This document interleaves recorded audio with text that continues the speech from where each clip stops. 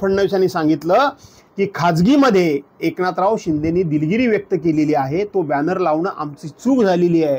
याचा अर्थ एक बॅनर लावणं किती त्यांच्याकरता अवघड आहे। मध्ये हिंदू हृदय सम्राट एकनाथ शिंदे यांचं राजस्थानमध्ये स्वागत असे बॅनर लागलेले आहे। असं आहे की भारतीय जनता पार्टीची ही अपरिहार्यता आहे। भारतीय जनता पार्टीची किती ही म्हणजे नामुष्की आहे।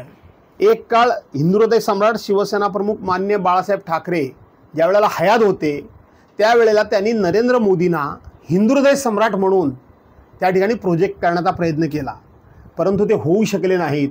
आता एकनाथ शिंदे हे जर बाळासाहेबांची बरोबरी करण्याच्या दृष्टीने भाजपा बघत असेल तर भाजपाचा किती केविलपणा आहे किंवा भाजपाची किती वाईट अवस्था आहे हे यातून स्पष्ट होतं। पडळकर म्हणतात की हिंदू हृदय सम्राट त्यांना बोलणं काय वावगं आहे, कारण गेल्या 2 वर्षांमध्ये पडळकरांना या महाराष्ट्रातली अशी काही 4-2 नावं आहेत त्यांच्याबद्दल मला प्रश्न विचारू नका। मुख्यमंत्री उदयपूरला राजस्थानला गेले होते, मात्र शिवसेनेचा जो उमेदवार आहे त्या उमेदवाराचा प्रचार न करता त्यांनी भाजपचा प्रचार करून ते परत आले।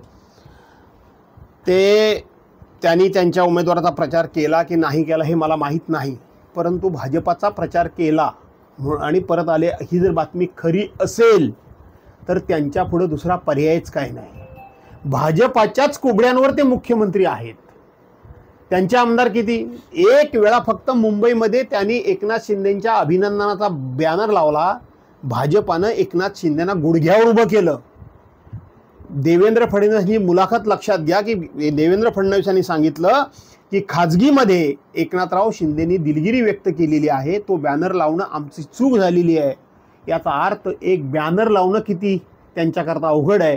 त्यामुळं ते जे मुख्यमंत्री आहेत ते भारतीय जनता पार्टीचे आहेत, त्यामुळे भारतीय जनता पार्टी जे सांगेल ते त्यांना करावं लागणार। विधायक रोखून धरणं हे गैर आहे आता सर्वोच्च न्यायालय देखील बोलायला लागलं। आम्ही हेच सांगतोय की डॉक्टर बाबासाहेब आंबेडकरांची घटना संविधान आणि लोकशाही अडचणीत आहे।